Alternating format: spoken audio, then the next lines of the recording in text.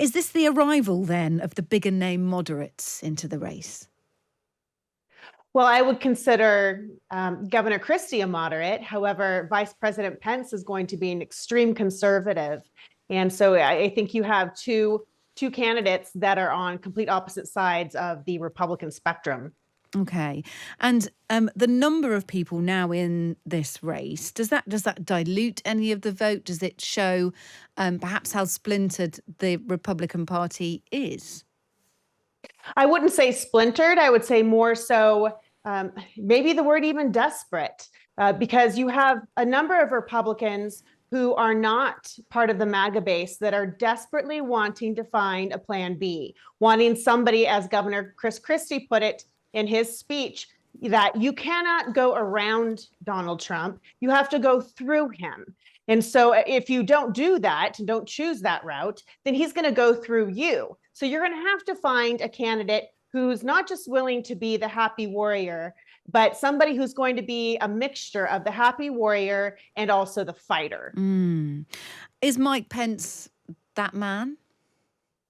Well, it was interesting because when I listened to his announcement today, in the beginning, he was very calm, cool, and collected as he normally is. He's rarely ever frazzled, if at all. And so his message started off with extreme positivity, and it even said how proud he was of his time under the Trump administration. And I kind of rolled my eyes and went, oh no, this is how he's going to be the entire time, milquetoast, right? And so no, further on down into his speech, he then pivoted and then pointed out how the president basically, he needs to be kind. He needs to have some respect, and then went down the line of issues that he disagreed with him on. And the biggest one, of course, was that he believes should be disqualified for his role in wanting to not certify the election. Yeah, I thought it was interesting in Pence's video. He doesn't mention Trump in that at all. No images of the former president. It called for different times call for different leadership.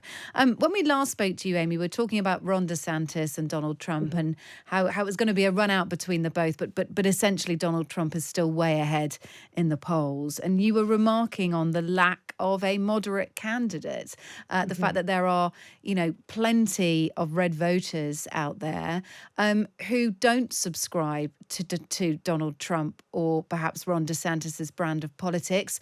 They are lifelong Republican supporters, and they still want to be able to vote for their party. Do you think that need has been met yet? I don't think so. I think that the first debate here in August is going to be incredibly important. If I were Donald Trump, I would actually advise him not to participate because he is so far ahead, and just let all of the others duke it out for the Plan B position.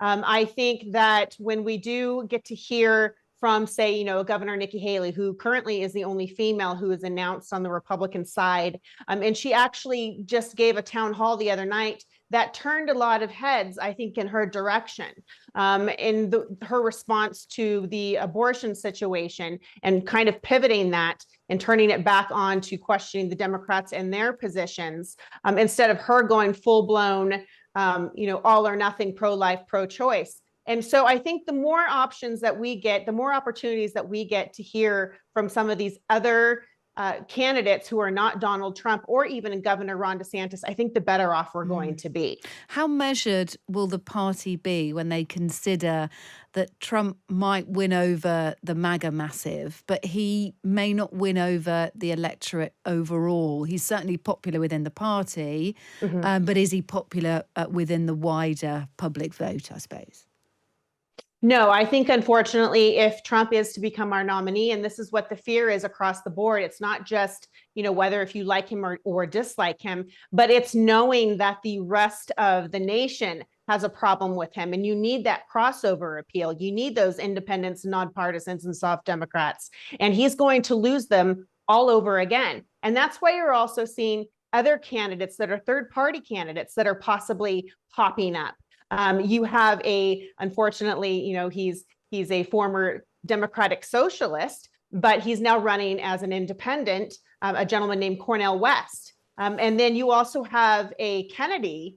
That's another old name from the past that's now resurfaced, Robert Kennedy Jr., who is still running as a Democrat, but he is actually getting a lot of attention by those soft Democrats and moderate Republicans.